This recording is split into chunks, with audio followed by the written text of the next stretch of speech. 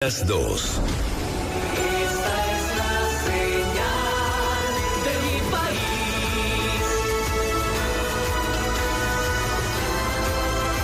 Una emisora del Grupo Extra.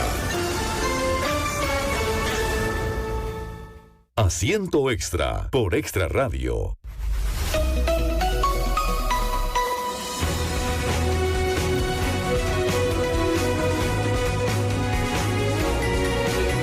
Ya son las 2 de la tarde, 1 minuto. ¿Qué tal, oyentes? Muy buenas tardes. Bienvenidos a nuestra edición de hoy de Asiento Extra. Este programa de hoy, los lunes, dedicado mucho a la política. Y yo creo que nos van a tener que abrir más espacio para la política, porque sin duda alguna va a ser tema.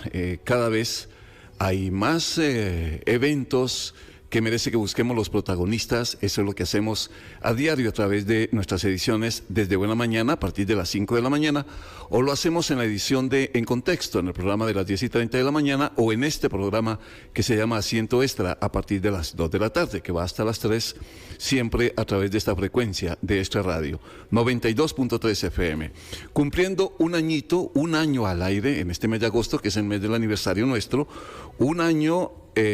pues obviamente, como hacer toda empresa, ver que crezca, que la gente siga llegando, que nos escriban, que nos digan lo que les gusta, no les gusta, nos ayudan a producir cada programa, construir cada programa, nos regañan como ellos quieren cada vez que no les gusta alguna o entrevista o frase o cualquier cosa que podamos hacer, pero todos esos comentarios son bienvenidos. Lo único en lo que hemos insistido siempre es que esos mensajes que recibimos a través de nuestra línea 7003-1234, pues se haga con respeto. Cuando los comentarios son respetuosos, los leemos todos al aire y de eso no hay ningún problema. Igual, los que nos ayudan a eso, a construir el programa, porque nos reportan cómo está el tránsito, cómo está su comunidad, cómo está la gente en la calle, cómo despertaron, por ejemplo, cuando lo hacemos en la mañana. Todo eso es parte de hacer un programa en este año de vida de esta radio. Así que muchas gracias por eso. Las 2 de la tarde y 3 minutos, hoy nuestro invitado en este día lunes es don Ariel Robles, candidato ya oficialmente del Frente Amplio a la presidencia de la República. Es un honor, de verdad, don Ariel, tenerlo por estas tierras. Bienvenido, ¿cómo ha estado? No, muchas gracias por el espacio, muy contento de poder acompañarles el día de hoy, realmente muy emocionado, y quería aprovechar para felicitarles por ese primer año de este espacio. A mí agosto me encanta porque cumplo años también en unos días. No uno, ¿verdad? No uno, quisiera que sí, la vida se complica, como dice un amigo mío, después del kinder, pero realmente les aprovecho para extenderles una felicitación también al Grupo Extra por este espacio tan renovado y tan bonito que tienen acá. Entonces, muy contento de poder acompañarles, muy agradecido. Bueno, le estábamos mostrando las instalaciones a don Ariel ahora que llegó, y lo he dicho al aire en las mañanas cuando invitamos a la gente, porque vamos a traer oyentes a desayunar con nosotros. Les decíamos, les va a gustar nuestras instalaciones, aquí la van a pasar bien. Obviamente que para nosotros es un honor tener gente con nosotros, porque son amigos que todavía no hemos abrazado y queremos hacerlo, pero sé que les va a gustar. Por eso quería agradecerle a don Ariel que pues diga esas palabras. Finalmente son parte de esos piropos que nos caen bien, porque para eso hay una estructura que se creó, que queremos empujar hacia adelante, que tenemos muchos sueños de hacer periodismo como nos gusta hacerlo, independiente. No le debemos nada a nadie, ni políticamente, ni económicamente. Todas las voces deben pasar por estos micrófonos, todas, gústenos o no. A los oyentes a veces dice, ¿por qué invitaron a tal persona? Si no tiene nada que decir, ¿por qué invitaron a otra? Bueno, es en este fragor de la política de todo vamos a escuchar. Y por eso la voz del candidato del Frente Amplio también es bienvenida a nuestros programas. Nos alegra mucho. ¿Cómo va todo? De hecho, déjeme preguntarle a don Ariel, ¿cómo ha estado? ¿Cómo ha vivido todos estos días? Sí, esta intensidad.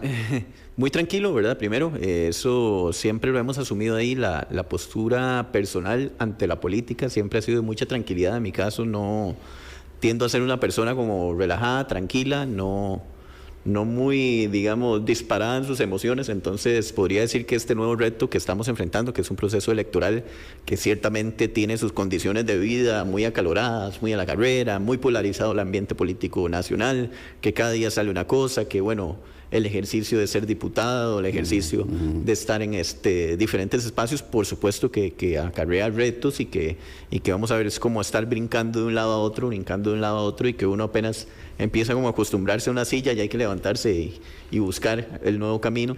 Pero más allá de eso, quisiera decir que ha sido un ambiente completamente tranquilo, muy emocionado y contento también de poder compartir con muchísima gente que se ha acercado en estos días, cada vez que uno sale a la calle y ese calor de la gente yo no me lo esperaba, y entonces ha sido muy gratificante verlo, sentirlo y saber que estos procesos son también eso, ¿verdad? Ajá. No es nada más la negatividad y las cosas feas que tiene la política, porque las tiene, sino que también son cosas bonitas, espacios bonitos, agradables. ¿No se la esperaba la reacción de la gente o esperaba que fuera al revés, de mucho insulto, de mucho ataque, que en la calle pudiera transmitirse mucho lo que se vive en redes? Bueno, yo siempre he dicho que dichosamente la sociedad costarricense es más que un Facebook, ¿verdad? Sí, Creo sí, que hay total. un error en nuestra sociedad que pareciera que quisiéramos pensar como que el comportamiento del costarricense promedio es lo que dicen en Facebook un grupo de gente o no lo dice, ¿verdad?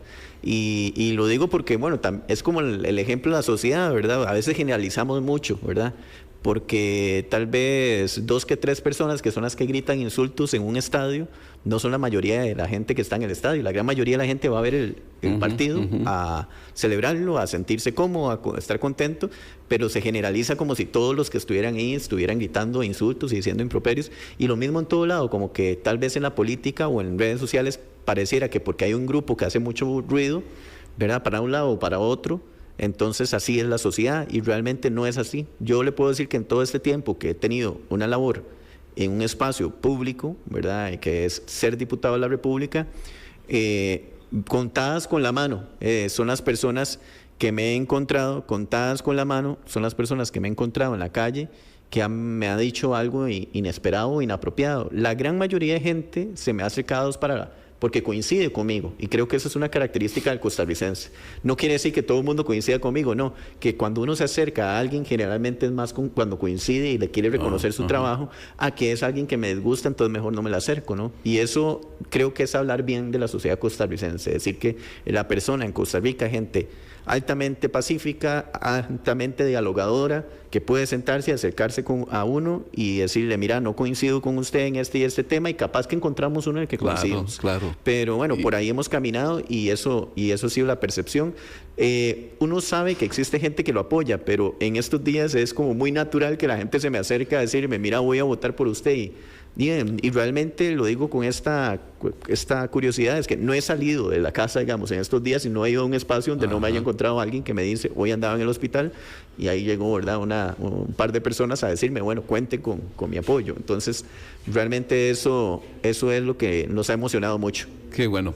Bueno, entonces, ya voy a entrar de lleno en eso de la actividad política, porque le iba a hacer la pregunta esencialmente en eso, en cómo hacer política en estos días que son tan, ¿cómo se dirá eso?, tan ácidos en el verbo la gente, tan cruel a veces la opinión, y no solo por el tema de oposición política, es que se van al cuerpo. Estamos viviendo una época en la que la agresión, especialmente a través de redes, es muy fuerte. Le voy a hacer esa pregunta más adelante, pero obviamente que quiero comenzar, don Ariel, preguntándole algo que es hoy noticia y que les toca a ustedes, al Frente Amplio, porque se conoció hoy precisamente que el Tribunal Supremo de Elecciones inhabilitó a doña Patricia Mora, quien es presidenta del Frente Amplio, la inhabilita para el ejercicio de cargos públicos durante 4 años.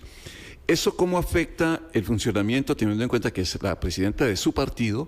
¿Y cómo han enfrentado ustedes o cómo lo van a hacer después de una decisión de estas del Tribunal Supremo? Bueno, lo primero es que no he leído el fallo a su totalidad, entonces no podría como profundizar en el fondo del asunto. Sí sé el hecho por el cual llegó a esta resolución, y tiene que ver con que Patricia tenía una compañera de Comité Ejecutivo Nacional que se llama Marjorie Montes, fallece, ¿verdad? Y justamente en ese momento esa actividad política a la que Patricia asiste es una actividad política en la que se está un poco homenajeando la muerte de esta señora con la que había participado 30 años, digamos, de militancia. Entonces, Realmente yo lo que diría es que, primero, que hay que ser muy respetuosos de todas las resoluciones del Tribunal Supremo de Elecciones en todas las materias. Es el Tribunal Supremo de Elecciones, vamos a ver, el garante de las reglas del ejercicio democrático. Es el árbitro. Y es el que nos dice por dónde caminar y no caminar. Yo creo que primero lo que uno tendría que decir como persona demócrata, como persona defensora de esa institucionalidad,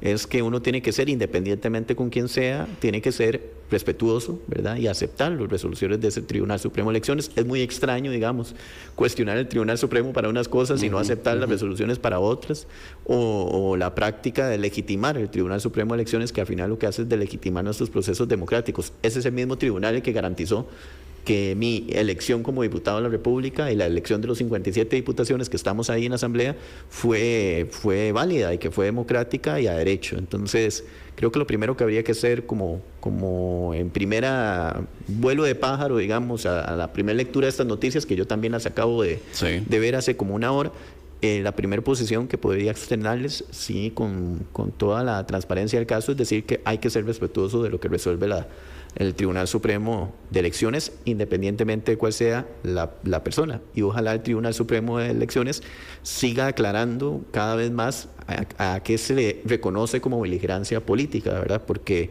pareciera que es una línea muy delgadita, ¿verdad? Vean que a Patricia hoy le pasa por el caso de un tema delicado, es decir, un tema fue ministra de la Mujer de solidaridad y con personas. Conociéndola, posiblemente ella, estas muestras de solidaridad con la familia de alguien querido, digamos, no es algo que se vaya a cuestionar nunca, ¿verdad? Sí. Y sé que también aceptará cualquier resolución que emitan los órganos competentes, pero también el poder dilucidar, digamos, claramente de a dónde se excede la línea de la beligerancia política del gobierno, a mí me parece que es muy necesario hoy más que nunca, porque por ratos pareciera como que no está tan claro. Sí, con la frontera es una frontera difusa. Muy difusa y muy complicada de entender, claro, ¿verdad? Claro. Y yo creo que vamos a ver, hoy al gobierno actual a don Rodrigo Chávez se le ha denunciado por 3 o 4 veces por temas de beligerancia política. Creo que con esta resolución que da el Tribunal Supremo sobre el caso de Patricia Mora, me parece a mí que ahí habría ya, hay que leerlo completo, pero podría haber bases para lo que venga de aquí en adelante. Claro, pero eso sí, a nivel interno del partido, ¿a qué los lleva? Siendo ella la presidenta, hay que reestructurar algunas cosas estructurales del partido, bueno, etcétera. Como en el caso de Patricia, la suspensión es para cargos públicos, ¿verdad? No para cargos políticos. Ella está terminando su proceso. Yo desconozco realmente si va a seguir, si quiere seguir, si no. Si se va a postular a otro cargo, digamos, en términos partidarios. Entonces yo creo que ahí habría un análisis del partido, sí, con mucho tiempo, con mucho respeto del proceso. Creo que hay que analizar a fondo esa resolución, ¿verdad? Y ver cuáles son las implicaciones de lo que tiene, ¿verdad? Ha tardado mucho la resolución del tribunal, me parece a mí. Imagínense que los efectos de esto tendrían que ser más inmediatos, diría yo, ¿verdad? Si alguien ocupa un cargo de gobierno, ¿verdad? Ahí dice suspender del cargo como si ella estuviera como ministra, pero ya fue ministra de Carlos Alvarado, ¿cuánto ya? Hace 3, ¿cuánto? No sé, más, 5 años quizás, 5 o 6 años. Entonces, realmente creo que ese es un tema que uno podría creer que hay que resolver más rápidamente, porque las implicaciones del cumplimiento de esas resoluciones se vuelven, digamos, más difusas también cuando pasa muy a posteriori. Entonces, de momento no he conversado con las autoridades partidarias, pero sé que habrá un análisis, una reflexión al respecto.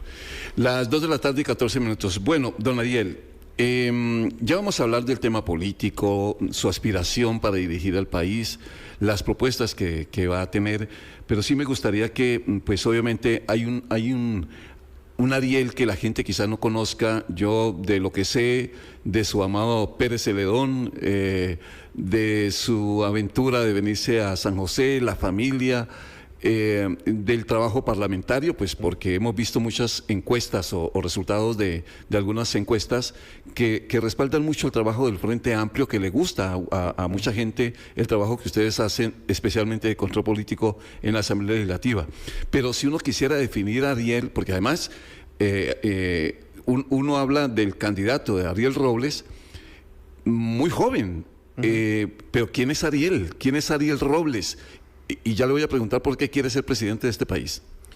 Sí, bueno, primero Vamos a ver, yo soy una persona bien tranquila. Si alguien me podría describir como característica, un tipo como muy tranquilo, como muy, vamos a ver, de hablar con cualquier persona, de no andar figurando con cosas. Es más, yo no esperaba en la Asamblea Legislativa tal vez tener ningún protagonismo innecesario o ser más relevante de lo que era, ¿verdad?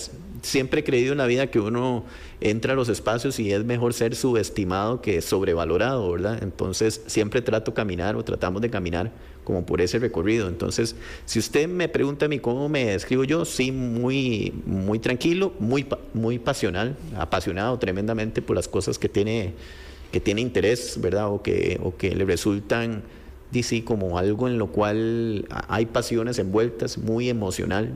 Soy una persona que se deja mover por sus emociones o lo que siente. Yo siempre debato el hecho de que tal vez en las sociedades actuales, más contemporáneas, nos hemos vuelto en muchísimos casos muy racionales, ¿verdad? Como que dejamos de sentir empatía. Yo creo que uno de los grandes problemas que hoy tenemos como sociedad es que nos volvemos cada vez menos empáticos, ¿verdad? Cada vez sabemos menos quién es la persona que vive a la par de la casa, en qué condiciones está o qué está pasando. Y esos aspectos sociales son finalmente también reflejo del escenario político que estamos viviendo, ¿verdad? De la forma en que entendemos la sociedad y cómo nos desenvolvemos. Entonces, sí soy como muy pasional y muy emotivo y reivindico que las personas tenemos que tener esa parte de las emociones ahí bien cerquita del corazón para poder caminar con solidaridad y con empatía. Y demostrarlas. A veces nos da miedo demostrar que somos especialmente sensibles. Los hombres, ¿no? Especialmente a los hombres se nos educó como para no llorar, ¿verdad? Como si llorar estuviera mal.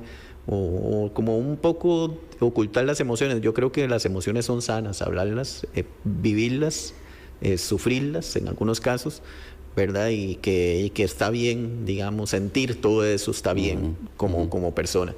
Entonces, nunca he abandonado, sentir, nunca lo he abandonado y muchas de esas cosas, el sentir es el que me hace también que me indigne, también que me enoje, que piense que haya que cambiar cosas y todo eso es parte de lo que uno es. Entonces, en 3 palabras, alguien pasional, alguien que se mueve por sus emociones y alguien también que es bastante tranquilo en el sentido del enfoque de su vida, poco fiestero. Eso, ahora se lo voy a preguntar, pero ¿cómo mezcla entonces, don Ariel, eso con política?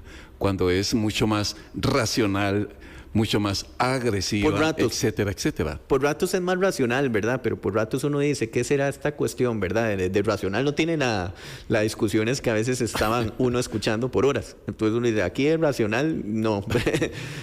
Pero vieras que, no sé, yo creo que un poco nos metimos en política o nos encontramos en política, digo colectivamente porque nunca he estado en ningún espacio solamente de forma individual. Desde que estaba en Pérez Celedón, participábamos de forma colectiva, grupos sociales, organizaciones y demás, en las cuales cuando a mí me tocó aceptar puestos a regidor, puestos a diputado o esta candidatura presidencial, siempre lo pensamos colectivamente porque, vamos a ver, más cabezas juntas piensan mejor que una sola. Entonces siempre ha sido un esfuerzo colectivo, pero cuando nos metimos en política fue primero también movidos porque ya estábamos un poco cansados y cansadas, ¿verdad? Estábamos... Para definirlo de alguna forma, era como si nosotros fuésemos ovejas, ¿verdad? Ajá. Estar votando cada 4 años para elegir el lobo que iba a venir a comernos, ¿verdad? Y cómo nos comía, ¿verdad? Entonces, y que un poco desde hace 15 años más o menos, yo me quedaba pensando, mira, esto es como si seguimos con esa simbología del lobo y las ovejas, ¿verdad? Como que las ovejas un día se hartaron y dijeron, no, los lobos blancos nos están comiendo, ya no votamos por ellos, y un pronto otro votamos por los lobos negros, ¿verdad? Porque queríamos un cambio. Y después de nuevo por los lobos blancos y los lobos negros. Y así pasaron 40 años, hasta que un día votaron por el lobo negro con blanco y dijeron que eso era una coalición, ¿verdad? Entonces realmente, un día, ¿verdad? Esas ovejas dijimos, mira, ya es suficiente, hay que votar por otra oveja, ¿verdad? Hay que proponer una oveja para que sea. Sí, pero no más lobos. No más lobos. Pero no hay peligro de que la política lo cambie a usted por la forma de hacer política, porque es utópico pensar que Ariel pueda cambiar la forma de hacer política. Yo creo que lo hemos intentado a toda costa, ¿verdad? Eso se ha que notado, sí, eso es de que cierto. no nos cambie. Realmente, por ejemplo, una de las primeras cosas que enfrentamos fue que yo tenía el arete y entonces de una vez como, mira, ¿cómo va a estar alguien con arete en la asamblea? Pregunta que en redes, ¿verdad? Algunos sectores, especialmente como los sectores más pro gobierno, de una diputada hasta un día me dijo aretico en lugar de decirme mi nombre, ¿verdad? Entonces, todo un tema por un Pero eso ya no insulta. un tema, vieras que no, realmente yo soy como decir acostumbrado en mi vida a que a los insultos no se les hace caso, ¿verdad? Pero eso que me señalaban sí me parecía un análisis importante de que había gente más pro gobierno que decía cómo un diputado va a estar con arete en la asamblea. Yo después joqueaba, ¿verdad? Y respondía, no soy el primero, ¿verdad? Aquí entran personas con aretes todos los santos días, ¿verdad? Esta Asamblea Legislativa desde hace muchísimos años, ¿verdad? Entran personas con aretes a la Asamblea Legislativa. La diferencia podría ser el género, sí, nada más, ¿verdad? Y eso yo creo que ya lleva algunas reflexiones. Pero desde el arete, de la forma en que nos hemos expresado, de la forma en que hablamos o de la forma en que utilizamos nuestras redes sociales, siempre ha sido una insistencia porque cambiar las formas en las que se hace política y que la política no nos imponga a nosotros las formas en las que debemos comportarnos. En eso es un riesgo permanente porque lo más cómodo podría ser, mira, me alineo y me comporto como el típico político tradicional, voy con saco y corbata hasta el supermercado para que me vean, ¿verdad? Porque así, entonces a veces salgo al supermercado, voy en pantaloneta, en mi camiseta normal y en pronto otro, ¿verdad? Aparece en Twitter o X, que ahora se llama X, aparece ahí. Aquí andaba el diputado del Frente Amplio en pantaloneta y en camiseta. Y bueno, es que yo no uso eso todo el tiempo. Sí, pues así vieron también a un expresidente haciendo compras en un mall en pantaloneta, igual. Pero eso no es discusión. Pero sí me llama la atención algo, don Ariel. Y es eso, por ejemplo, le ven si usted tiene el arete, cómo habla. Incluso, y yo no sé si se lo pregunto directamente porque usted estando aquí yo le puedo hacer la pregunta, y le dicen que usted es marihuano, y obviamente la herramienta de la tendencia sexual, que yo digo, ¿en qué momento eso se vuelve una herramienta de guerra en la política? Sí, yo creo que, bueno, primero que no aclaro nunca ninguna de todas esas. Siempre he dicho, mira, yo llegué aquí votado por gente, especialmente gente joven, gente con una mirada a la sociedad que piensa que hay temas que son más fundamentales que saber si usted es homosexual, heterosexual, lesbiana, bisexual. O sea, que realmente más que cuál es su sexualidad, lo importante es el ejercicio de su cargo de manera responsable.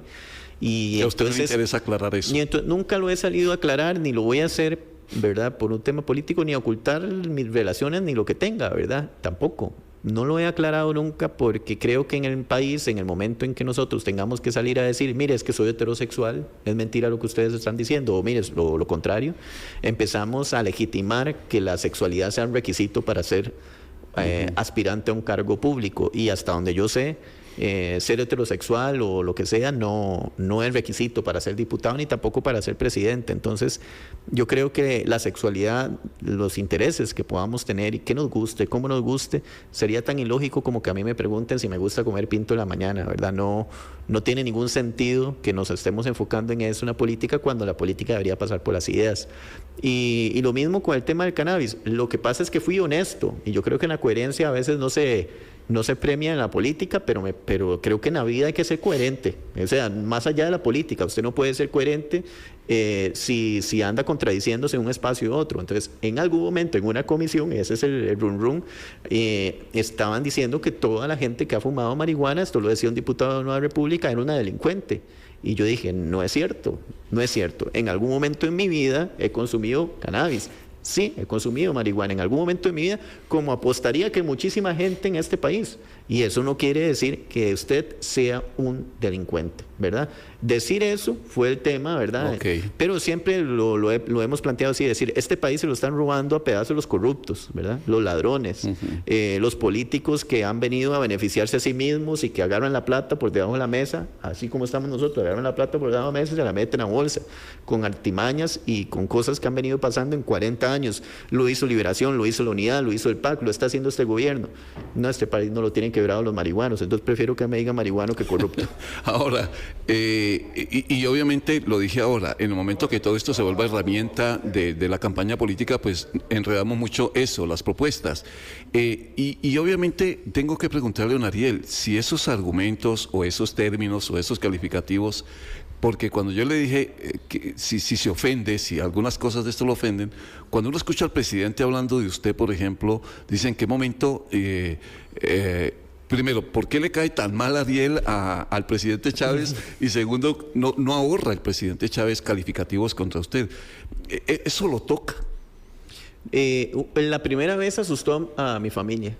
La primera vez que el presidente me dijo algo en conferencia de prensa, asustó a mi familia. Sí, me llamó mi mamá y me dijo, ese presidente me da miedo que lo mande a matar, me da miedo que le haga algo, ¿verdad? Y yo, tranquila, mami, o sea, aquí vamos a ver, porque ella me dijo, he visto 30 años, 40 años, discusiones políticas, nunca había habido un presidente refiriéndose así a otra persona política. Y es cierto, Rodrigo Chávez innovó en las formas en las que opina de otros actores políticos. Dentro de las tantas cosas que hizo, innovó en eso, ¿verdad? En eso hay que reconocérselo. Y bueno, cuando uno ve a su mamá asustada, pues supuesto que yo siento cosas, ¿verdad? Después como que tendimos a ver, a acostumbrarnos que él iba a referirse así cada vez que nosotros denunciábamos un caso de corrupción, por decir algo, denunciamos manejos de pauta publicitaria en el ICE, él me dijo que me saliera del closet, ¿verdad? Denunciamos el caso de Gandoca Manzanillo y todas las irregularidades con un vecino del presidente y amigo del presidente, ¿verdad? En favor de él, regalándole los bosques de Gandoca Manzanillo a un amigo del presidente, era lo que estaba pasando, con el que hacía fiesta su gabinete y algo que denunciamos. Todo esto denunciado de nuestra parte, no en términos de control político, denunciado también en la fiscalía. Y cuando dijimos eso me dijo que era marihuano, ¿verdad? Que era la loca de Gandoca también, cosa que es un libro hermoso, entonces yo nunca lo sentí como una ofensa. En algún momento denunciamos también irregularidades en el manejo que se estaba dando dentro del SINAT, ¿verdad? Y cómo estaban ahí a diestra y siniestra manejando cosas sin ningún criterio técnico. Entonces después vino y me dijo nuevamente que seguro yo tenía problemas con neuronales, ¿no? Entonces, como ustedes pueden ver, cada vez que usted denuncia algo con hechos, la respuesta automática va a ser una ofensa ad portas, ¿verdad? Así de salida. Y creo que eso es enojo, diría el presidente, tal vez enojo. Sí puedo decirle que en mi caso y en nuestro caso tenemos la madurez suficiente como si don Rodrigo se sentara hoy aquí a la par mía y yo no tendría ningún problema en poder dialogar con él y ver en qué cosas tenemos puntos de encuentro, porque lo personal no se puede mezclar con la política cuando de por medio están las decisiones que necesita la gente que se tomen. No creo que sea lo mismo, ni he sentido lo mismo de parte de él ni de doña Pilar, ¿verdad? Siempre primero ponen lo personal que lo político y que la gente que llegara a acuerdos nacionales, entonces creo que no va a ser lo mismo, pero yo creo que le caigo mal, parece que le caigo mal, no me consta, pero no tenía que importar si hubiese necesidad de tomar acuerdos. Por lo que hizo referencia de su mamá, sus papás viven, sus padres. Gracias a Dios, sí, los dos están vivos. Mis papás están relativamente jóvenes. Bueno, ¿verdad? Para quedar bien, voy a decir que están relativamente jóvenes. Mi mamá tiene 54 años, creo, va a cumplir 55. Y mi papá tiene también 7 más, 62, por ahí debe andar mi papá. No, por favor. Están empezando la vida. Sí, total, son Por eso le dije que iba a quedar bien. Pero, con ellos y con otra gente. Pero a ver, porque usted hizo la referencia de su mamá y debo hacerlo a nivel general. En general, ¿cómo viven ellos la política? Porque, a ver, don Ariel, en algún momento que a uno le jodan la vida por la actividad política, vaya y venga porque usted se metió y tiene argumentos para defenderse, pero ya que se metan con la familia o que, a ver si usted me confirma si algo ha pasado, por ejemplo, que vaya su mamá por algún lugar y alguien la insulte o que lleguen a la casa de ellos allá en Pérez Celedón a acosarlos, no sé. Eso debe arrugar el alma en algún momento, porque tampoco no es de palo. No, tampoco. No, esa parte la vemos cosa que no hemos hablado casi nunca en ningún espacio, porque no quisiéramos que la gente se asuste más de lo debido, ¿verdad?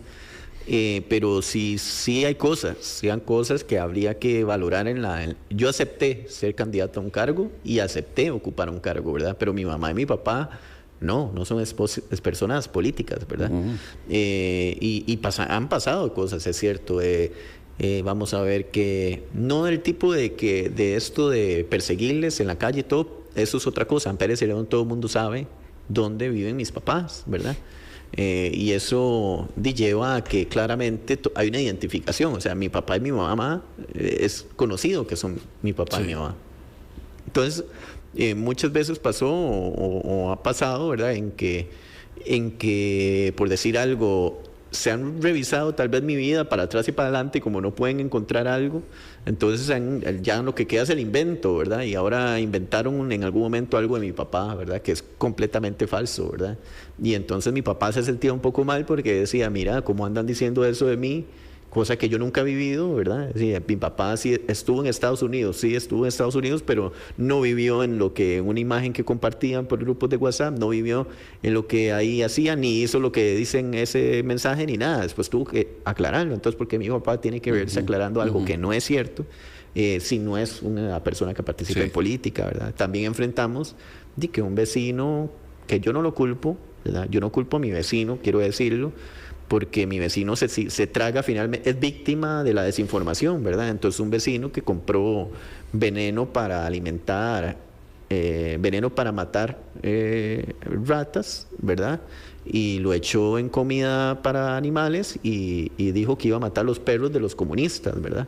Del barrio. Entonces le echó el veneno en mi casa y mató a un gato y el perro por poco se salva, pero ahí había un niño también de 4 años que el temor nuestro era que un chiquito se lleva a la boca cualquier cosa. Entonces ese vecino que se identifica claramente y fuertemente con el oficialismo, con don Rodrigo Chávez, que se ve sus conferencias y que cuando ve que el presidente me dice comunista, sálgase del closet, él lo interpreta y dice, sí, así es comunista, hay que acabar con ellos. Y cuando el presidente dice, mira, que es que a esta gente hay que frenarla, y entonces él se mete en ese patín. Capaz que el presidente no hace nunca nada, pero el señor sí se atrevió a hacer eso. Entonces son cosas que hemos vivido y que hemos pasado y que si usted me pregunta a mí, ¿le han dolido? Claro que me han dolido. No, y además es que usted dijo, es que lo entiendo. ¿Cómo que lo entiendo? Al vecino. A mi vecino. ¿Por qué? A mi vecino, porque yo soy una persona tremendamente empática. Ese es el primer tema. Exageradamente empática y voy a seguir siéndolo porque miren, cuando una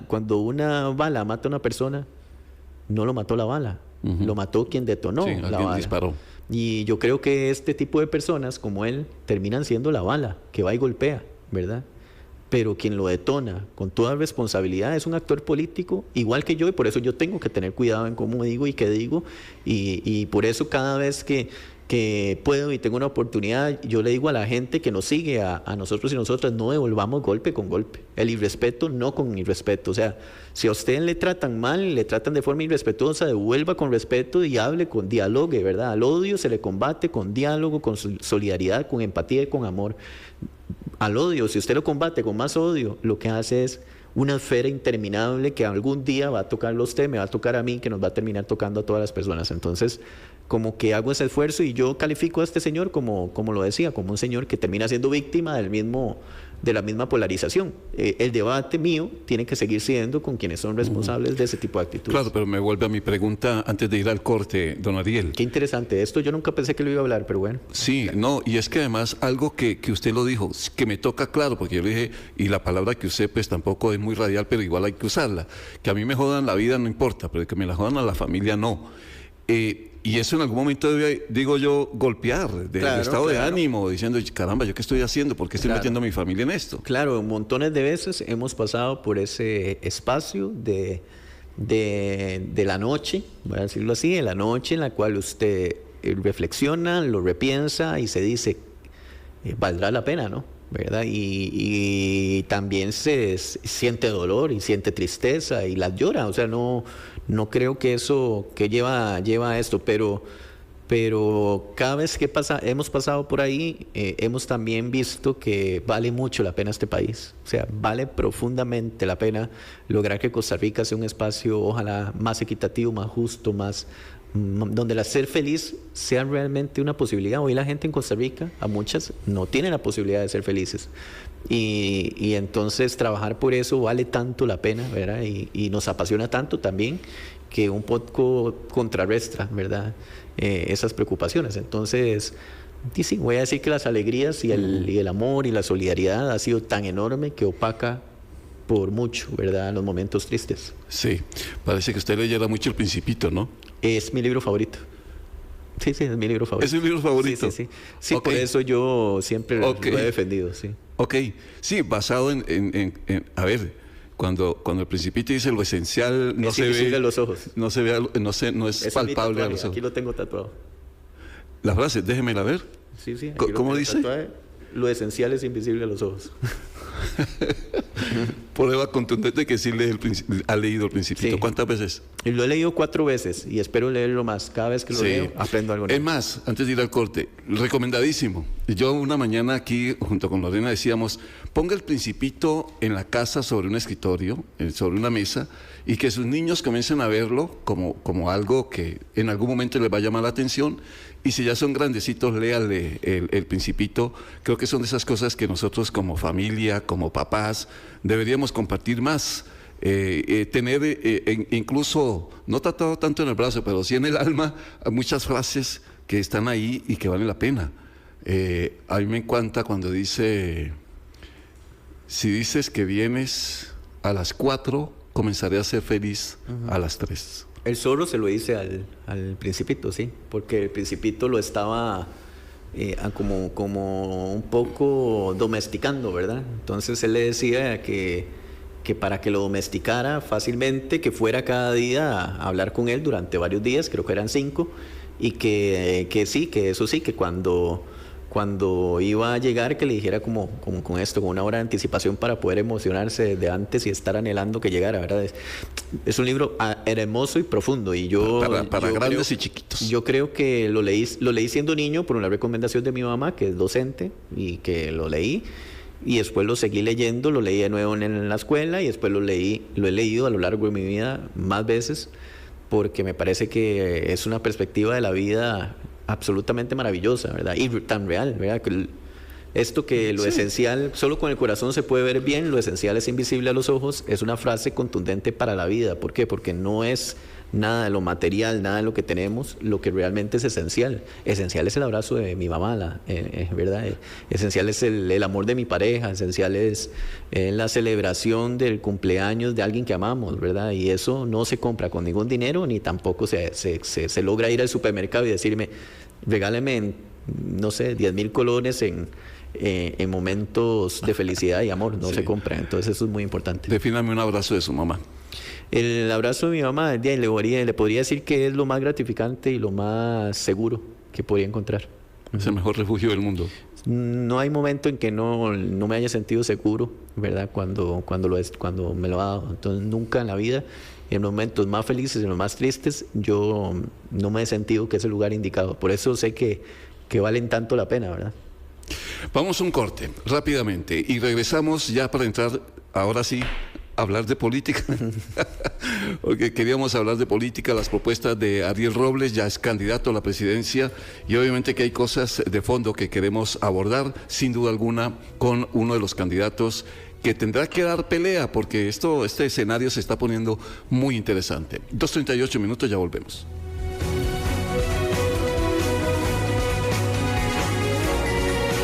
Asiento Extra por Extra Radio.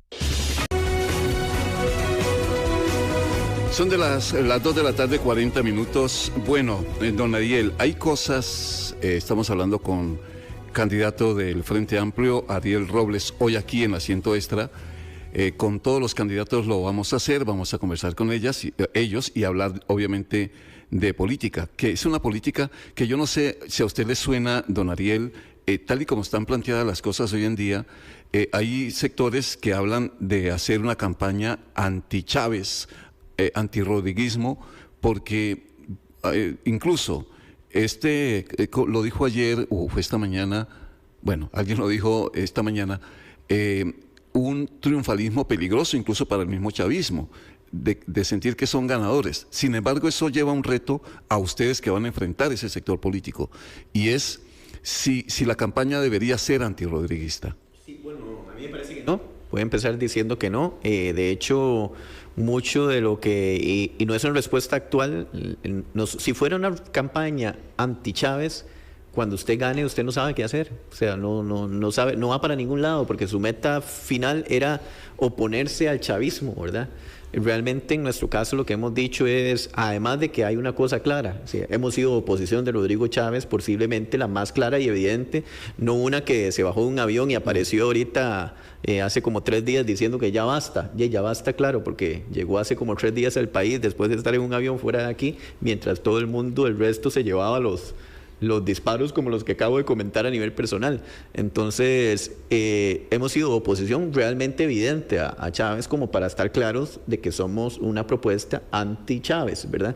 Pero yo creo que la campaña, creo que lo que debe sumar a los sectores, creo que lo que debe alcanzar a los sectores, tiene que ser una campaña colectivista de la Costa Rica por la que soñamos. Sería muy injusto, y vean, las campañas anti ya hemos sido víctima de eso.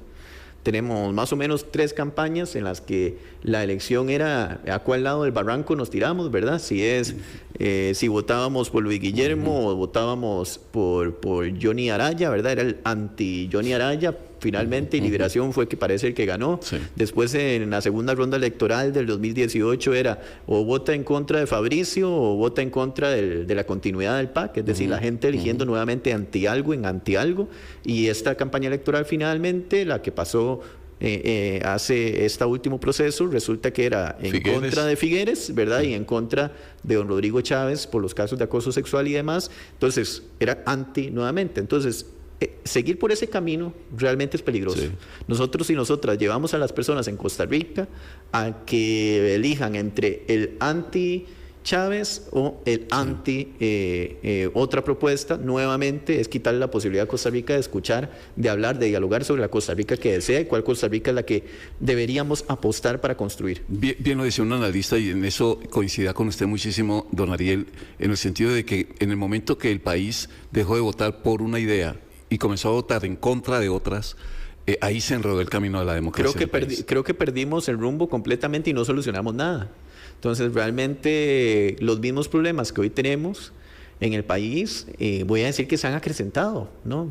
El problema de las presas en la gran área metropolitana no es un problema nuevo, y es un problema que ya se conocen las soluciones, ¿verdad? Ya se conoce que se requiere un tren eléctrico urbano, eso lo sabemos todo el mundo. Que se sabe que se requiere una sectorización de las rutas de autobuses. Ya se sabe que se requiere un mayor esfuerzo en políticas que realmente contribuyan a la posibilidad de generar trabajo en casa y que la gente pueda quedarse más en teletrabajo. O sea, son 3 cosas que el día que lleguemos al gobierno de la República las vamos a hacer. Pero esas 3 propuestas deberían ser temas por los cuales solo en este tema transporte público deberíamos estar hablando y decidiendo sobre eso. Es una tragedia. Pero resulta que no se habla de eso. La posición es el anti algo, ¿verdad? Anti Chávez, anti lo que sea, bipartidismo, PAC o lo que nuevamente está ahí sobre la mesa. Se vuelve esa lógica anti, no hay soluciones, no hay alternativas. Entonces realmente por eso lo planteamos. No es posible, lo digo, esas de las cosas que yo de Pérez aquí en San José no entiendo. No es posible que se acepte como una cosa de cotidiana, normal, estar metido en una presa 2 horas de su vida, porque son 2 horas de su vida, ¿verdad? Ahora hablamos de temas de vida. 2 horas de la vida metido en una presa, primero, es inhumano, y lo segundo, es muy poco productivo. Si nosotros logramos arreglar lo de las presas, la productividad del país va a mejorar. Al señor que anda con un camión repartiendo lechugas que va para la feria, no le sirve estar 2 horas en la presa porque sus lechugas pierden calidad. Entonces realmente al dueño de la empresa, de un call center, que sus trabajadores lleguen cansados 2 horas de estar en una presa, a su empresa no les va a servir porque les afecta la productividad. Si nosotros atendemos lo de las presas, lo solucionamos, pero hay que entrarle con seriedad a los autobuseros. En la campaña, ¿usted cree, don Ariel, que, hay cosas que hizo el Frente Amplio? Y digo, al comienzo lo resaltaba, que las encuestas y quienes opinan sobre política respaldan mucho el trabajo que ustedes han hecho, digamos que les gusta el Frente Amplio por su trabajo. Sin embargo, ya entrando en campaña, don Ariel, ¿hay cosas del Frente Amplio que usted definitivamente quisiera desligarse de ellas o no estar cerca de ellas o corregirlas, o bien como partido o usted como persona? Hay un par de cosas que creo que el Frente Amplio vamos a asumir como completamente diferente en esta campaña electoral con respecto a otras campañas electorales. Yo no soy de la tesis que a la zona franca se le deben poner impuestos, y eso no lo vamos a proponer, ni es algo que vamos a ir a imponer o a llevar a discusión en el momento de esta campaña electoral. Le vamos a decir al sector empresarial, esté tranquilo. ¿Qué queremos hacer? Queremos cobrar bien los impuestos que ya están. Más bien promovimos en la Asamblea Legislativa que a las pequeñas y medianas empresas se les reestructure, y ya es ley de la República por una iniciativa del Frente Amplio, para que el impuesto de exoneración a las pequeñas y medianas empresas se reestructure y se extienda el plazo de exoneración, ¿verdad? Para que tengan el chance de sobrevivir las pequeñas y medianas empresas. También reestructuramos el impuesto por una iniciativa del Frente Amplio a los trabajadores independientes. Antes se le cobraba a rajatabla a los trabajadores independientes, ahora hay una escala que, dicho sea de paso, es escalonado de acuerdo al ingreso para que puedan tener un monto de exoneración también mayor, un piso de exoneración también mayor, y que eso contribuya a que el trabajador independiente, que es una persona que la pulsea todos los días, pueda sobrevivir en este espacio y además se formalice más, porque hay muchísima gente que no se formaliza por este tipo de medidas restrictivas en términos de imposiciones. Pero déjeme preguntarle con eso de las zonas francas, del impuesto. Eso fue de ustedes, del Frente Amplio, ¿verdad? Eso fue idea de ustedes, del Frente Amplio. Y lo que quiero hacerle la pregunta es que no le esté sonando a que ya ahora me quito de ahí porque quiero votos. No, es un tema de convencimiento. Porque no se le vayan esos votos. No, es un tema de convencimiento actual, y tiene que ver con, por ejemplo, hoy Costa Rica, en el último informe que tuvo el Banco Central sobre la política monetaria de nuestro país, dice ese informe, que fue de hace poco, dice que Costa Rica dejó de percibir por impuesto de la renta, o sea, no se cobró de impuesto de la renta alrededor de 110.000 millones de colones. Y, o sea, eso quiere decir que Costa Rica tendría que precisar cada vez más y mejorar cómo cobra sus impuestos.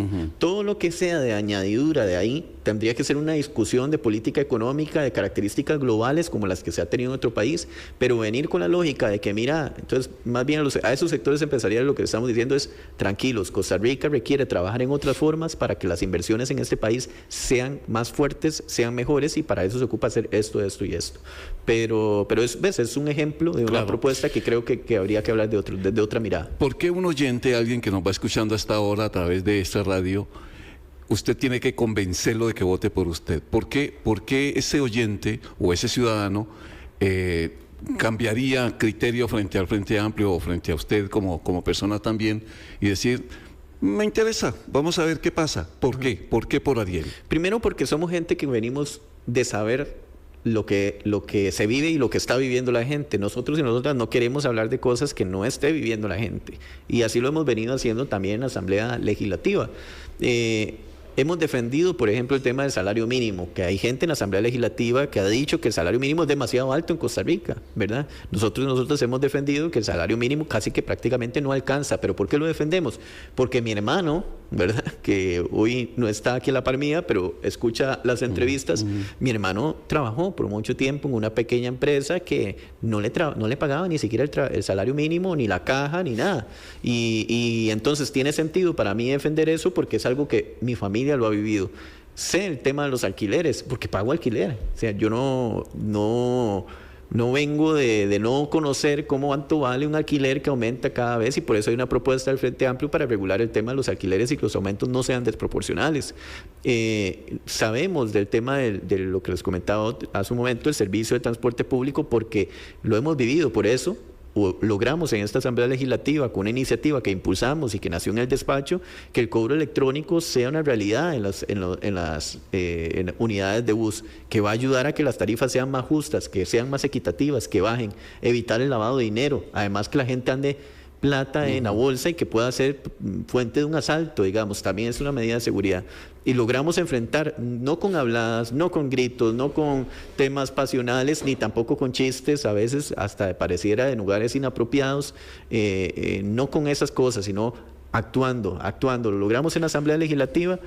Yo creo que, y lo logramos con algo tan importante que es el diálogo, ¿verdad? Diálogo, porque el Frente Amplio solo tiene 6 diputaciones, y estos proyectos se aprobaron de forma prácticamente unánime. Bueno, todas esas son cosas que han logrado siendo diputados y estando en la Asamblea Legislativa y toda la experiencia que les ha aportado. Sin embargo, debo hacerle una pregunta muy puntual frente a la experiencia de Ariel Robles para administrar un país. Una cosa es ser diputado, una cosa es ser congresista. ¿De dónde va a sacar usted experiencia? Y sé que me va a responder que para eso pues están los ministros y va a delegar mucho, porque pues eso obviamente que el presidente se las tiene que saber todas, pero ¿qué experiencia tiene Ariel Robles para manejar un país? Sí, bueno, lo primero que me gustaría decir es a toda persona joven, ¿verdad? Cada vez que va a tocar la puerta para un trabajo, le van a decir que no tiene experiencia. Eso es lo primero que le van a decir. Mira, es que usted no tiene experiencia. Sí, tienen que dejarme tener la experiencia para poder decir que la tengo, ¿verdad? Pero si a usted le sirve a la puerta a la gente joven de entrada y le dice no le voy a dar el trabajo porque no tiene experiencia, ¿cuándo va a generar esa experiencia, verdad? Entonces yo vengo de una generación que está acostumbrada a demostrar con hechos que es capaz. Y demostramos con hechos que somos capaces para hacer política en la Asamblea Legislativa. De la misma forma vamos a demostrar con hechos que somos capaces para gobernar. Porque hay temas de experiencia que les voy a decir algo.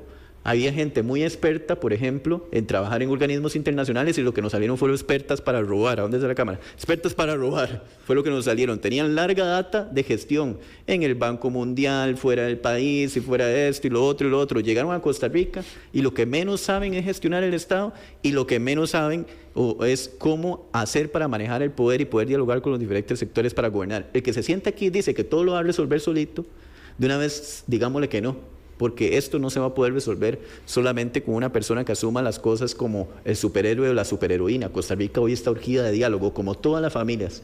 En una familia, la mejor forma de resolver los problemas no es cuando al papá se le ocurrió patear la mesa y decir que así va todo. No, eso genera más conflicto. Es cuando la gente se sienta y lo habla que logra las alternativas y nosotros podemos hacerlo.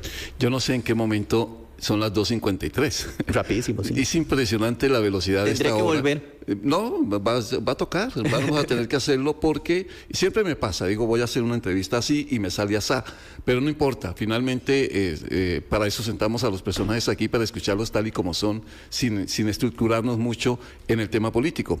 Y ya cerrando entonces, porque me quedan apenas 2 minutos, don Ariel, creo que fue una de las candidatas, lo dijo y creo que le cabe a todos el mismo criterio. Asomar la cabeza en política es peligroso, porque se la quieren cortar como sea. ¿No teme usted eso? En todo sentido, no vamos a especificar cómo, pero aquí asomar la cabeza y querer hacer algo en política es peligroso en todo sentido. No tengo temor de eso porque he tenido, digamos, los últimos 3 años un rol altamente activo, digamos, con la cara puesta ahí en discusiones muy, muy serias. Y al día de hoy nos ha sostenido el enorme abrazo de muchísima gente que cree que este país puede cambiar y que quiere cambiarlo. Entonces realmente esas motivaciones son las que hacen que estemos sobre esto. Sí creo que hay que hacerlo con responsabilidad, pero si uno tiene temor, digamos, de meterse en esto por un tema individual, lo más recomendable es hacer eso a un lado, porque si usted no puede hacerlo a un lado, no está en la capacidad de poder asumir este reto, ¿verdad?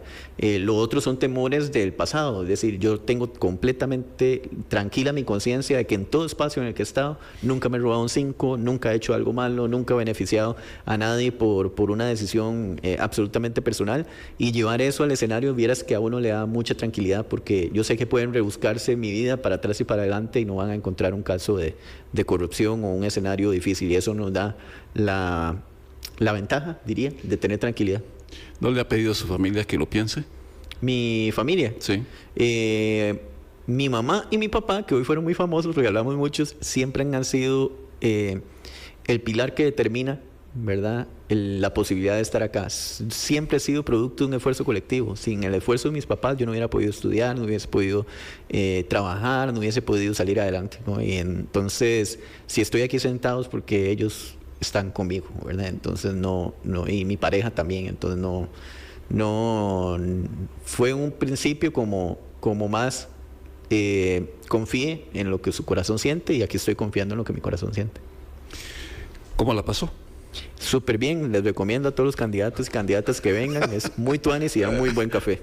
El café es riquísimo, el café es muy bueno. Don Ariel, que me la vaya muy bien, el reto es muy grande y lo dijimos al comienzo de la entrevista, es un escenario complicado, la política ha tomado unos tintes a veces que asustan mucho, de mucha confrontación, y que pues lo único que uno le queda por rogar es que obviamente haya más discusión política, que pues podamos discutir mucho ideas, que este programa que sirva incluso para eso, pero yo creo que eso se logra y ojalá en el avance de la política o de la campaña las cosas tengan mejores luces. Que me la vaya muy bien, don No, Ariel. muchas gracias por el espacio. Ariel Robles, candidato del Frente Amplio, hoy aquí en Asiento Extra. Oyentes, gracias, 2:56 minutos. Mañana a las 5 de la mañana nos encontramos de nuevo al aire aquí en Desde Buena Mañana, aquí a través de esta radio. Adiós.